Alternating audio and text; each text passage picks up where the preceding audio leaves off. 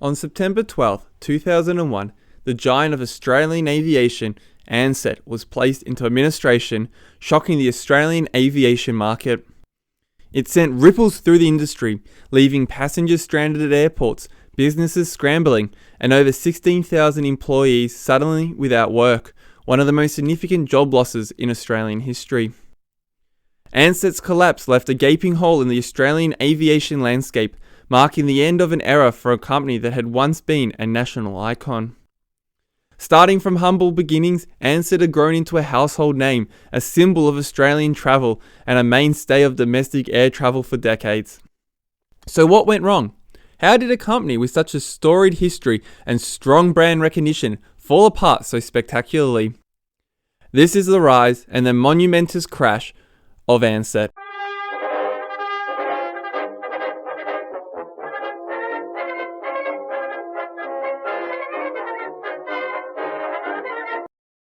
The story of Ansett starts in the early 1930s. Then a young businessman, Reginald Ansett, used all of his £70 savings to buy a second-hand 1927 Studebaker car, launching a freight and passenger delivery service between the Victorian towns of Maryborough in the state's Western District and Ballarat. The venture initially struggled, but a move to Hamilton, further southwest of Maryborough, provided a change of fortunes for the business.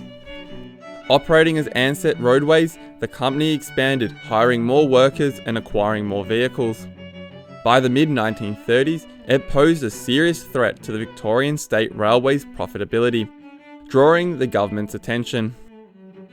In response, new legislation was introduced to protect the railways, and when Ansett Roadways' licence came up for renewal in 1934, the licence was denied. Undeterred, Ansett sought a way around the restrictions: aviation. As air travel was federally regulated, the state government could not interfere. In 1935, Ansett Airways Proprietary Limited was registered. A 6-seater Fokker Universal monoplane was purchased, and a pilot and first engineer was hired. In February 1936, the airline launched its inaugural route between Hamilton and Melbourne. Despite initially struggling to make a profit, expansion followed. An airspeed envoy joined the fleet in August, and before long, a route network that connected Melbourne, Mildura, Adelaide, Sydney, Broken Hill, and Narrandera had been established. By 1937, the company had relocated to Melbourne's Essendon Airport, purchased 3 modern 10-seat Lockheed Model 10 Electras, and Ansett Airways was floated. However, the late 1930s were challenging for the new airline. As the share price slumped in 1938, they were met with a takeover bid from Australian National Airways, ANA. Going against his own chairman, Reg Ansett managed to resist. Then in February 1939, a hangar fire at Essendon would destroy several Ansett machines, including one of the new Electras.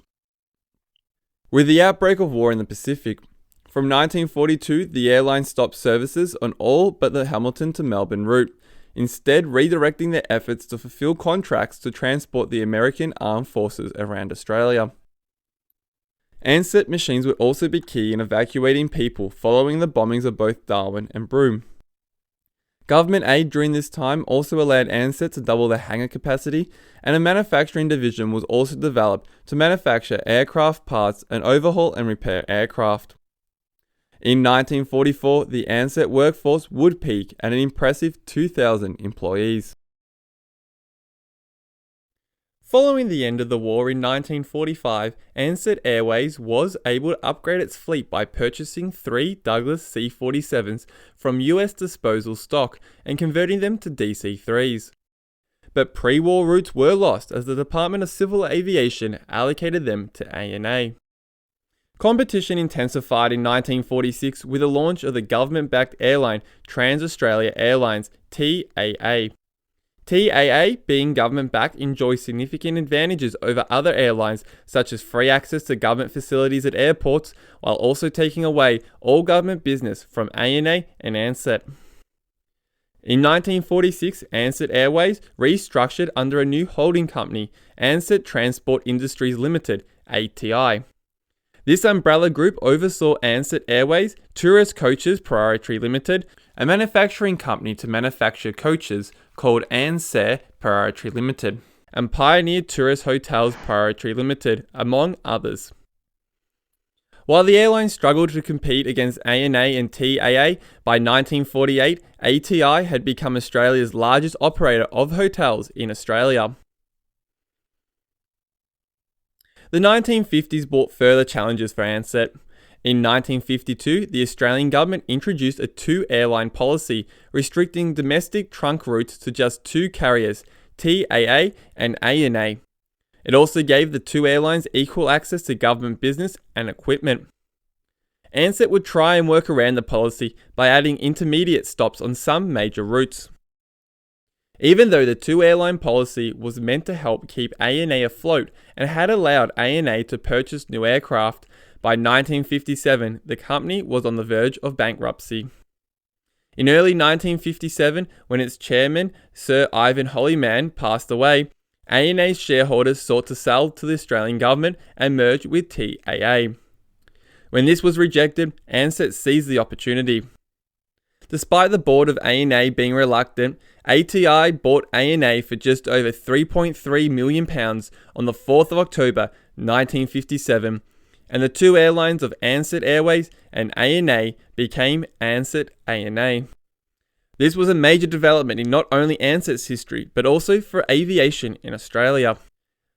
The purchase meant that Ansett got access to ANA's rights and benefits under the two-airline policy, and Ansett ANA took over ANA's position as major shareholder in both Butler Air Transport and Queensland Airlines, with it purchasing the remaining shares in both companies the following year.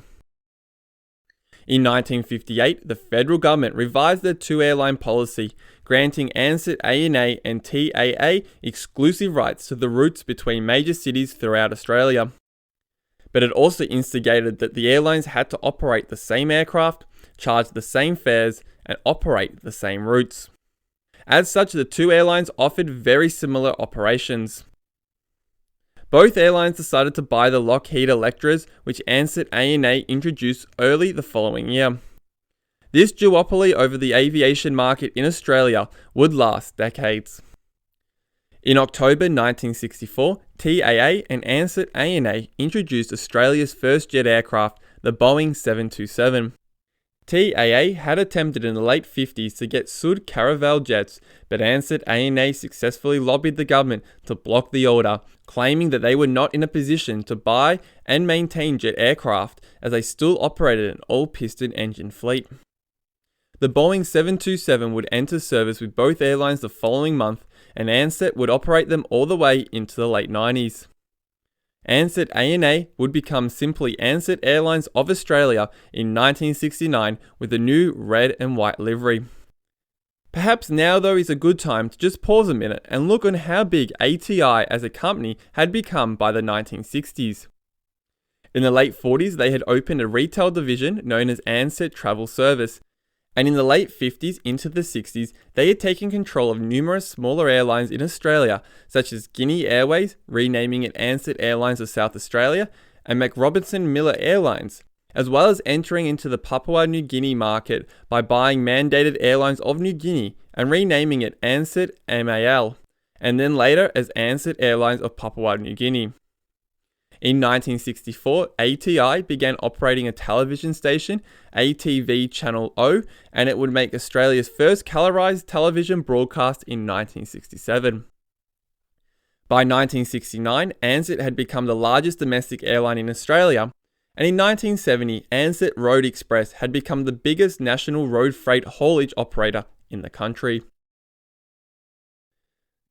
While the airline maintained its status as a leading airline in Australia throughout the 70s, the decade would also bring turbulence. In March 1972, T&T bought a 23.5% stake in ATI and attempted to take over the rest of the company. Sir Reg Ansett, having been knighted in 1969, was strongly opposed to the takeover and looked to the Victorian government to stop it. The government passed legislation that a Victorian public company could not be taken over by an interstate company, and as T&T were incorporated in New South Wales, the takeover was blocked. TNT did, however, get 2 seats on the ATI board. By 1979, ATI faced financial strain due to its involvement in the collapsed finance company Associated Securities Limited. This opened the door for new ownership battles involving Robert Holmes' Court Bell Group, TNT, and Rupert Murdoch's News Corporation. By year's end, TNT and News Corp controlled ATI, installing Murdoch and Sir Peter Abels as joint managing directors.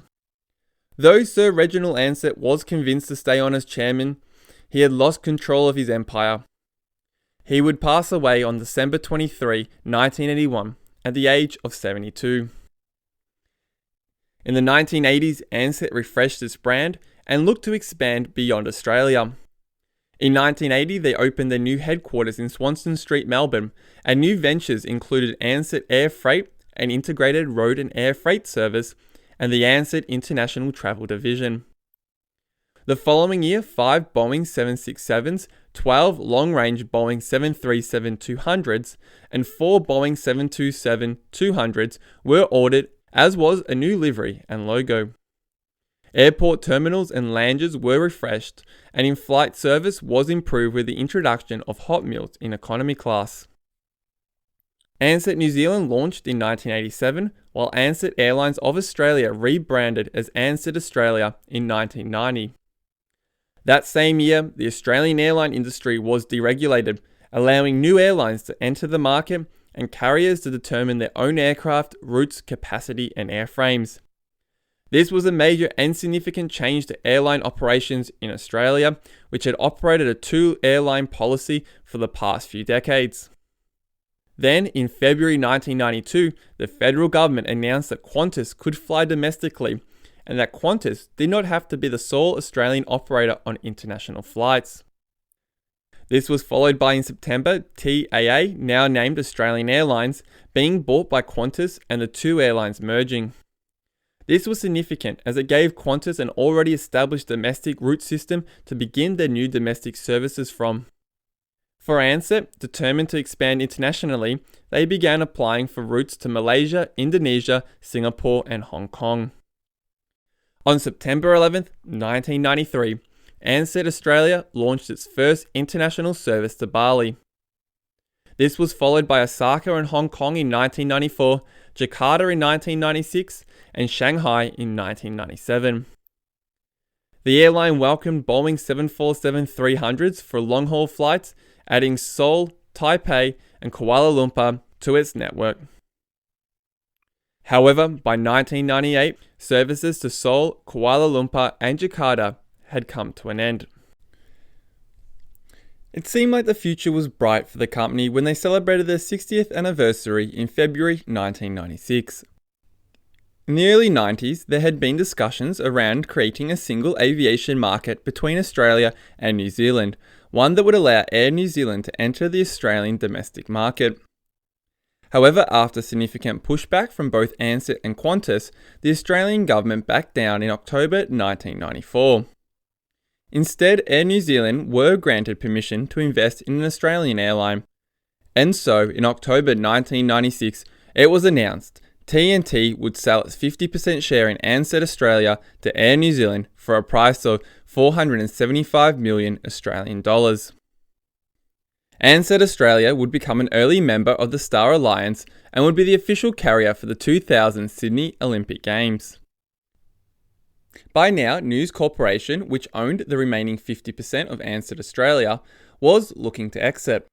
Singapore Airlines showed keen interest, but as part of a deal to take over TNT's share of Ansett, Air New Zealand had first rights to purchase the remaining share of Ansett if it ever went up for sale. However, though, Air New Zealand's own financial position was shaky, with it being said one of their main shareholders, Brierley Investments, were in financial trouble. As such, many believed Air New Zealand were not in a position to buy the other 50% of Ansett. However, in February 2000, against expectations, Air New Zealand managed to outbid Singapore Airlines, paying 680 million Australian dollars for the remaining 50% share in Ansett. Singapore Airlines had to settle with taking a slice of Brierley's Investments' share of Air New Zealand. Ansett Transport Industries was now entirely owned by Air New Zealand. As the new millennium dawned, trouble was brewing for Ansett. New low-cost airlines such as Impulse Airlines and Virgin Blue were cutting deeply into Ansett's market share, while a number of key executives either left or were forced out. Losses began to mount, and the airline's outdated mixed fleet comprising 8 different aircraft types across 69 planes became an operational headache. Over the 2000 Christmas holiday period, Ansett had to ground a number of their Boeing 767s due to overdue maintenance issues. Then the whole fleet of Boeing 767s would be grounded by the Civil Aviation Safety Authority for several weeks over Easter in 2001. Industry insiders believed Ansett needed some $4 billion to undertake a significant and quick fleet replacement program, money they simply did not have. Additionally, what cost-cutting measures were being taken were not working. By mid-2001, losses were running at 1.3 million Australian dollars per day. The books showed a loss of 400 million Australian dollars for the year to June 30th, 2000, and then a further loss of 700 million Australian dollars was predicted for the following financial year. With the walls closing in on the company, management led by CEO Gary Toomey attempted a bold move, purchasing the new budget airline, Virgin Blue, and folding it into Ansett.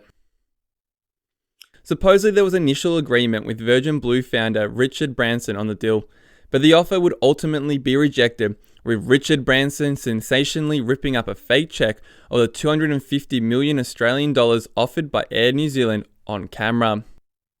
The very next day, Ansett was offered to Qantas for a single Australian dollar.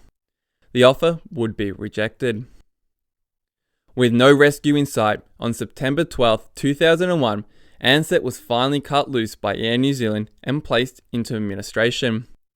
More than 16,000 employees suddenly found themselves jobless in what became one of the largest mass layoffs in Australian history. 2 days later, on the 14th of September, the airline alongside its subsidiaries, Hazelton Airlines, Kendall, SkyWest, and Aeropelican were grounded. Limited service, known as Ansett Mark II, resumed on the 1st of October with a reduced fleet of Airbus A320s. Ansett Mark II was very much a scaled-down operation with limited and tight budgets.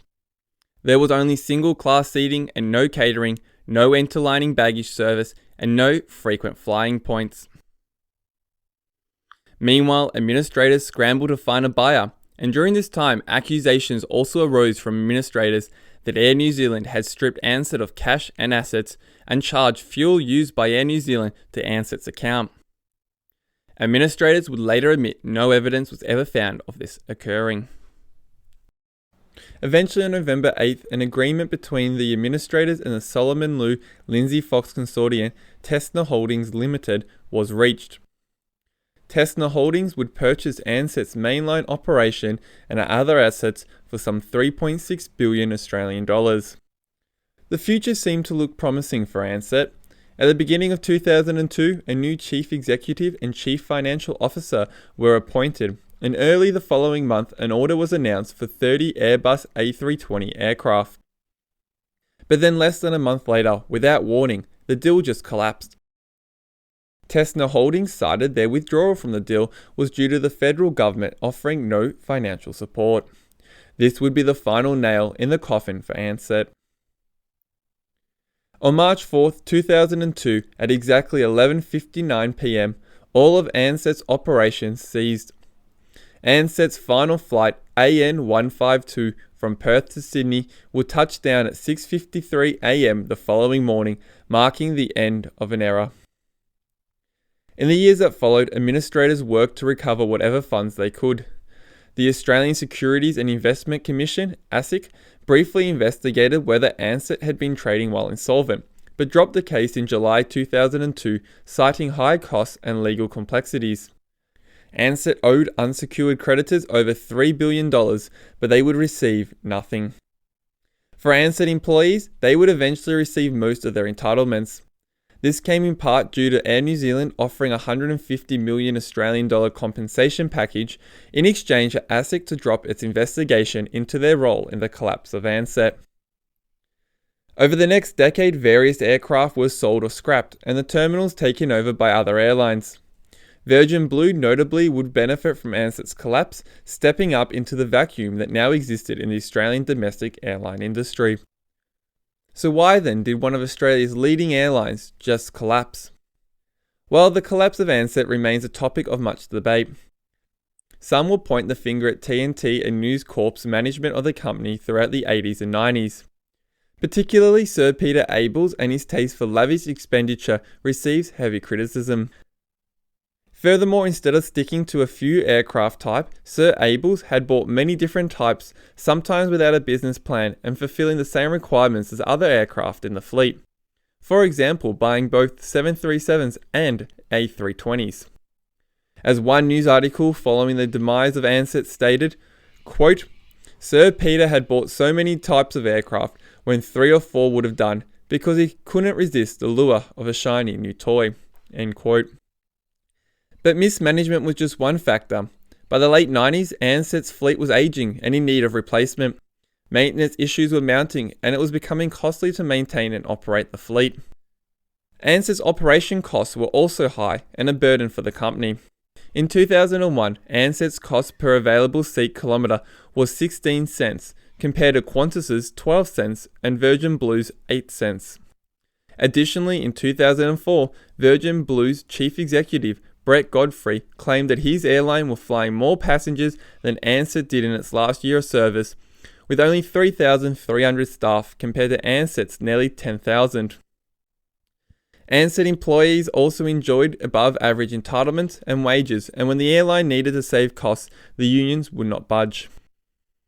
Others fault Air New Zealand and the inability to meet the desperate need for cash to be injected into the failing airline. Others will say that the company had been badly managed for many years by the point of collapse.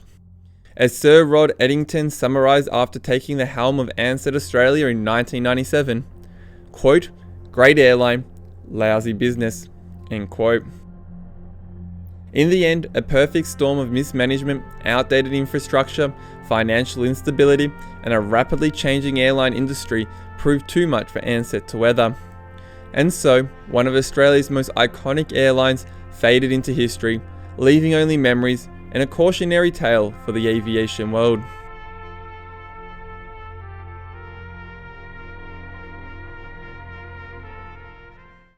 Thank you for watching. I hope you have enjoyed the video and have learnt something new. In order to keep it succinct, I did have to leave a lot out about the history of Ansett. Things like Ansett's special flying boat service, or how it was Ansett that developed the Whitsundays into a tourist hotspot. The legacy of Ansett lives on at the Sir Reginald Ansett Transport Museum, located on the shores of Lake Hamilton in Hamilton, Victoria. Much of the inspiration for the video came from my visit to this unique, small museum, and if you are passing through the area, it is worth the visit. Anyhow, thanks for watching. If you like, subscribe, and I'll catch you in the next video.